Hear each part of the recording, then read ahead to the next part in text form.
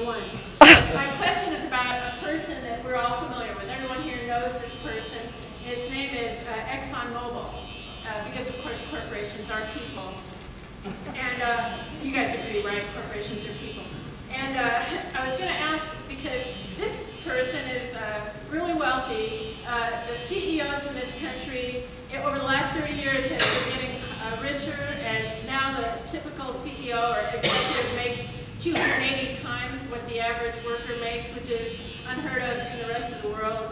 And the CEO, one of these rich CEOs of Exxon, Rex Tillerson, just recently, I believe in front of the Council of Foreign Relations, admitted that science is right and that global warming, global climate change is happening, and that there are going to be effects from climate change. And this was a big move, even though the armed services have already agreed that global warming is happening and they're making contingencies to deal with it. But now the person, ExxonMobil, agrees that it is right. But all the Republicans still don't believe the science. And in fact, the other day, our Congressman Fleischman said something about when it came to global warming, he wanted to put Al Gore on an iceberg and send him out to drift or something. So that's a great answer to a scientific issue. So my question is, what this guy Rex Tillerson, who's multi-millionaire, he doesn't have to worry about it, said that even though this climate change is going to cause problems, that we can adapt. So I was wondering, do you think it's going to be that simple for us to just adapt? Or what should we be doing to try to, or should we be doing something to try to avoid the worst possible consequences of climate change? And I think this could be our hot button issue, because everyone I know right now is hot. Everybody out there is hot, and the Republicans are denying it, so we need to make this one of ours. When that wealthy CEO in the 1% says that we can adapt, he means we 1% can adapt.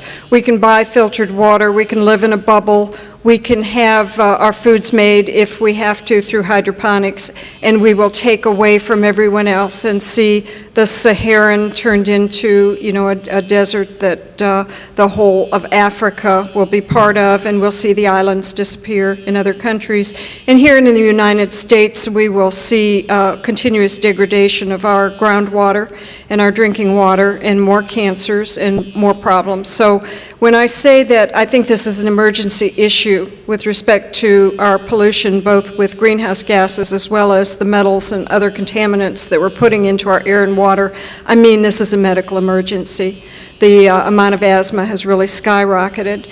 What I see when I look at all these things is that those multinational companies are taking over our natural resources. And we were asked earlier by our gentleman in the yellow shirt about our natural resources and protecting them. And those multinational corporations are trying to exercise eminent domain, take over our natural resources.